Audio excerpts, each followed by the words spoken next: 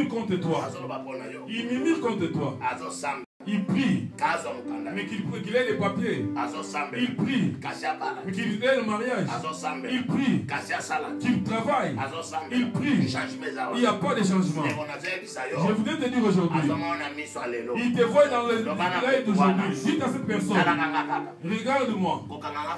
Il ne faut pas me prendre la photo, mais regarde-moi seulement. Ne te fatigue pas de me regarder. De la même façon que tu me regardes, un certain matin tu ne me verras plus.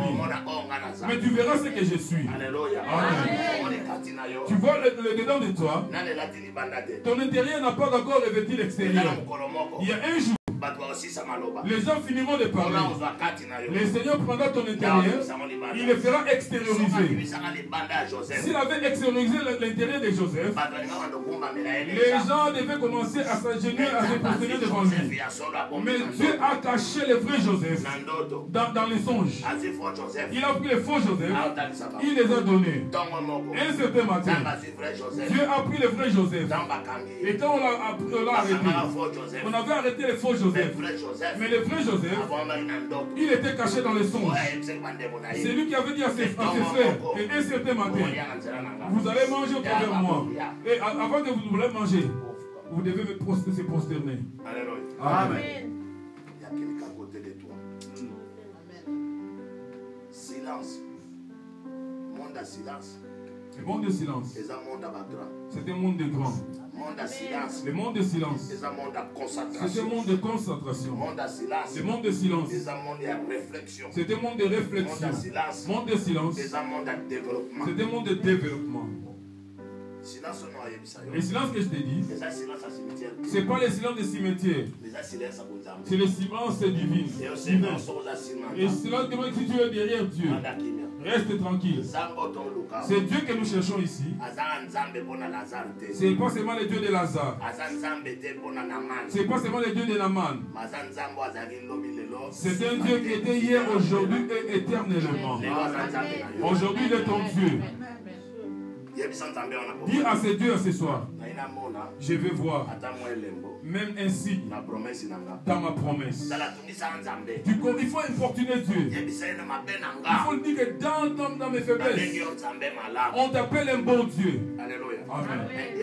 Un Dieu d'amour. Dans ta divinité. Dans sa divinité, il ne peut jamais mentir. Il dit que tout ce qui est fatigué, venez à moi. Et Dieu fera. Dieu va œuvrer par rapport à ceux-là qui vont les chercher. Et c'est là que Dieu va nous servir. C'est là qu'ils resteront à la maison. Ils ne seront jamais bénis. La Bible me dit, la famille de Jésus, cherchez Jésus. Jésus-Christ faisait l'œuvre de Dieu. Il dit à ses disciples, mes frères, ce ne sont pas ceux-là qui me disent qu'ils sont dehors, mais mes vrais frères, ce sont ceux-là que je suis ensemble avec eux, que nous partageons ensemble la parole de Dieu. Frère Vané, ton père n'est pas ici, ta mère n'est pas ici. Et ceux qui ont eu la grâce de voir leurs parents, que Dieu soit loué. Mais je te dis là ce soir, la vraie mère, le vrai père, les vrais parents, c'est Jésus de Nazareth. Ils suivent tout le monde jusqu'à la tombe. Même si tu es sous la terre, Jésus sera avec toi. Les problèmes des papiers, les problèmes du mariage, les problèmes de classe, même si tu n'as pas l'argent pour payer le loyer, je te dis aujourd'hui, ce que Jésus a préparé pour toi dans cette vie sur la terre, il ne peut jamais t'enlever si tu n'as pas palpé cela.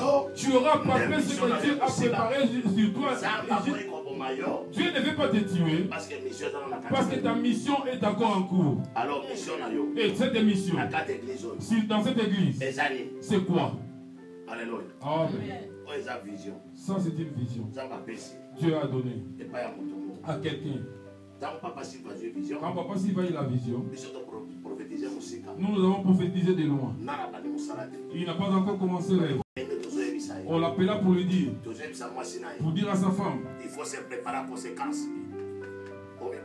Il faut se préparer en conséquence. Parce que demain, ton mari commencera une œuvre. Alléluia. Amen.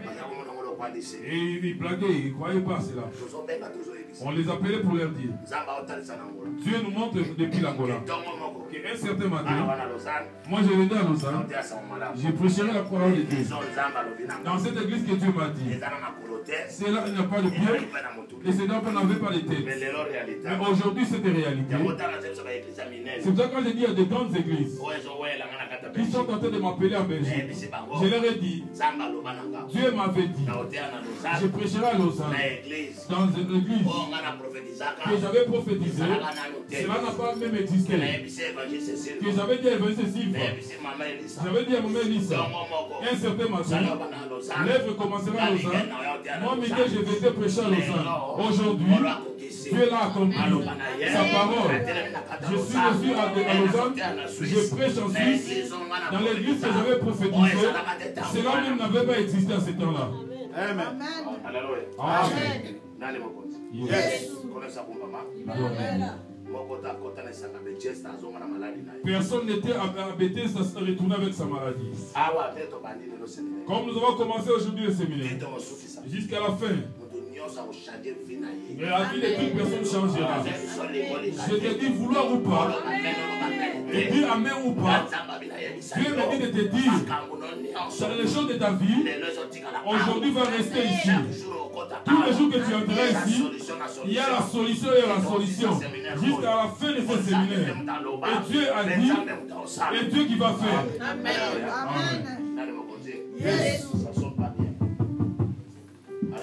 Amen. Yes. Amen. Yes. Amen.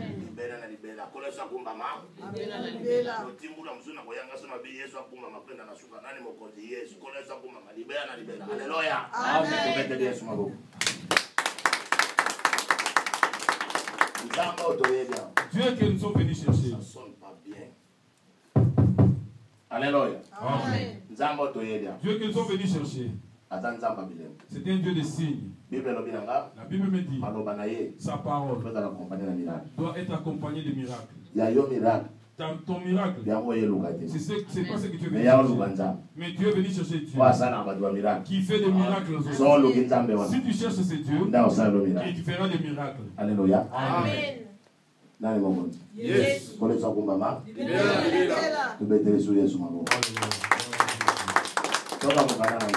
Réveillons-nous avec Dieu. Nous allons voir ce que Dieu a dit dans sa parole. Dieu, dans sa divinité, il est allé rencontrer les hommes.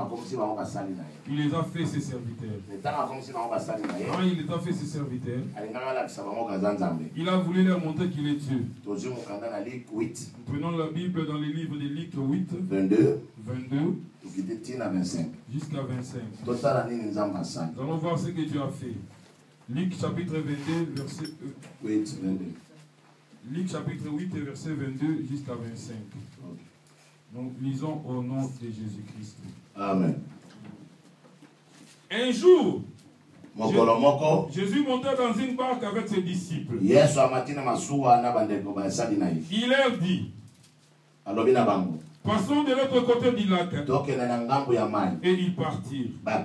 Pendant qu'ils naviguaient, Jésus s'endormit. Un tourbillon fondit le lac. La barque se remplissait d'eau. Et ils étaient en péril. Ils s'approchèrent et réveillèrent en disant, Maître, maître, nous périssons. S'étant réveillé, il menaça les vents et les flots, et qui s'apaisèrent et les calmes revint. Puis il leur dit, où est votre foi? Saisis de frayeur et d'étonnement, ils se dirent les uns aux autres, quel est donc celui-ci qui commande même au vent et à l'eau, et qu'ils l'obéissent? C'est la parole de Dieu. Alléluia. Alléluia. Amen. La Bible La Bible me dit ici, Jésus a pris ses disciples. Ils étaient dans la barque. Je voulais te montrer une chose. La barque qu'ils étaient entrés, si